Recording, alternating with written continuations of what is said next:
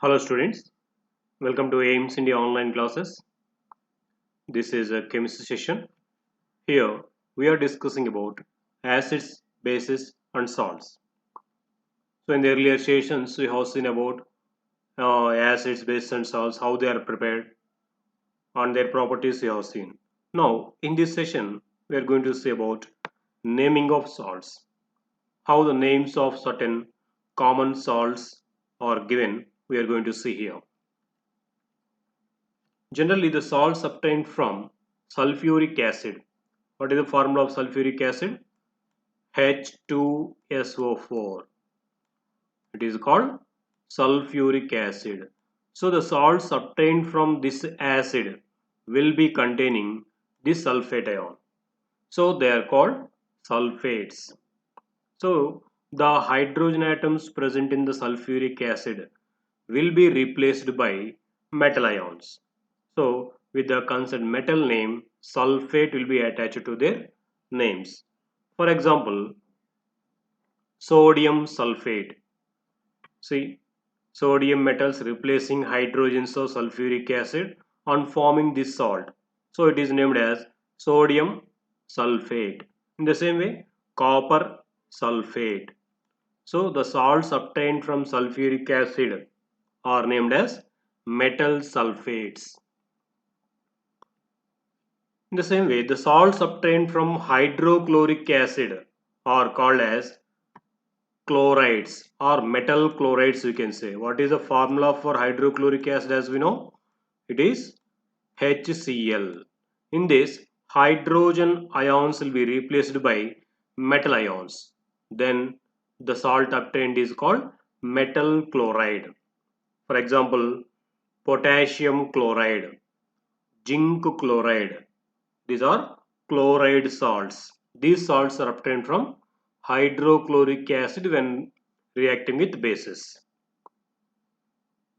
In the same way, the salts obtained from nitric acid are called nitrates. This is nitric acid. The formula of nitric acid is HNO3. The hydrogen present in this nitric acid, if it is replaced by metal ions, then the salts obtained are called metal nitrates. For example, calcium nitrate, lead nitrate, etc. So what is happening in this? The hydrogens of nitric acid are replaced by metal ions. So the metal salts are formed which are called as metal nitrates. Okay. And the salts obtained from carbonic acid are called carbonates. For example, calcium carbonate, magnesium carbonate, etc. So with the carbonic acid reaction with metals, they form metals or bases, they form metal carbonates.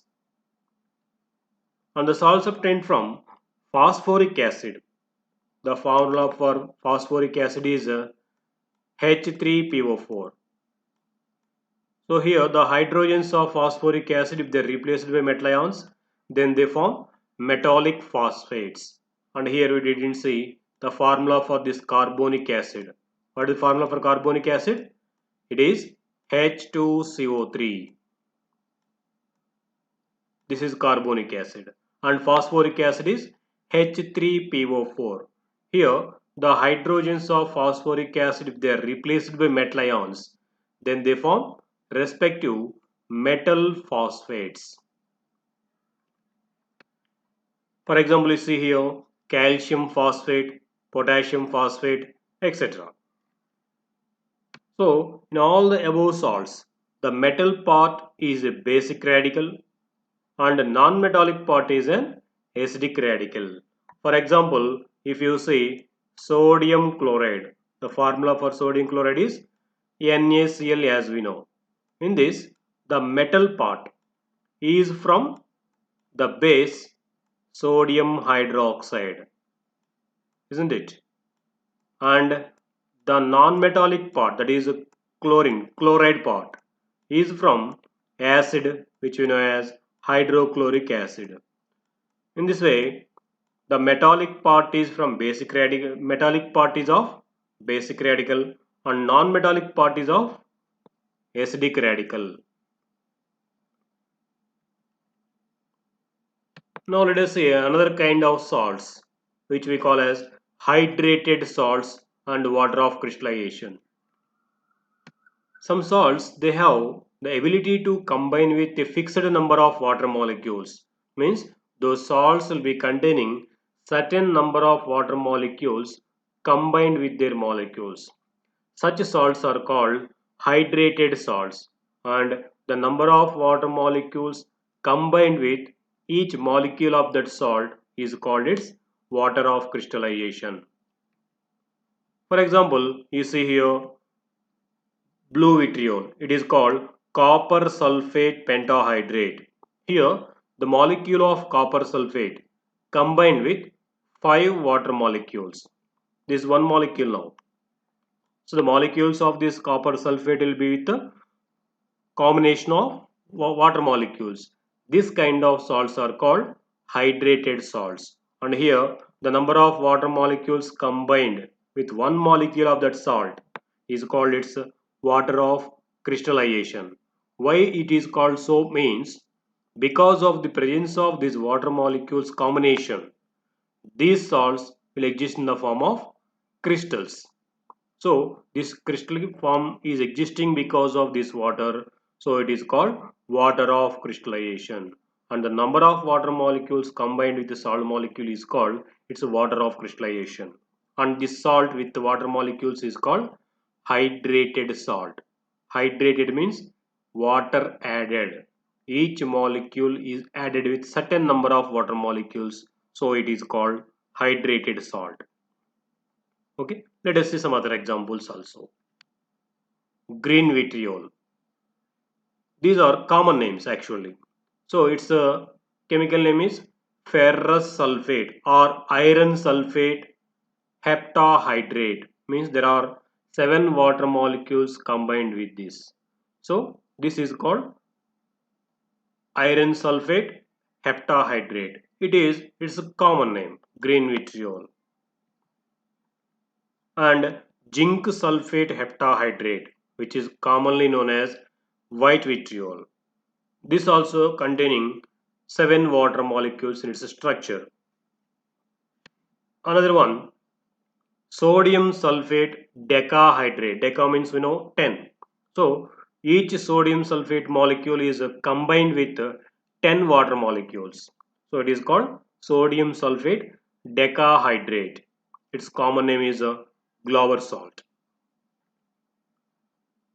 And sodium carbonate decahydrate, which is commonly known as washing soda.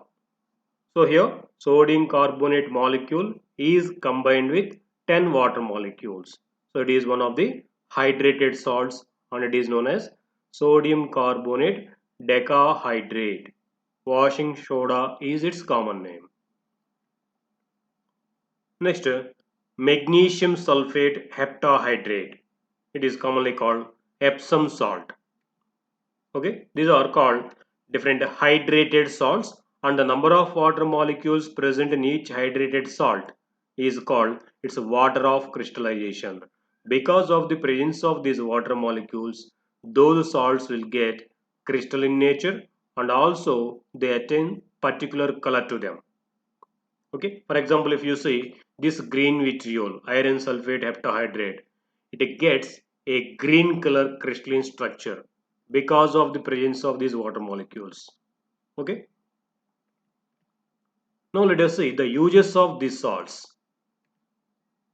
First, let us go through the very common salt frequently used in our domestic purposes is common salt or table salt, which is also called as rock salt, and it is chemically sodium chloride NaCl. It is used in large amount as table salt. It is used for preservation of food and pickling, isn't it? So for the preservation of food items, generally common salt is used.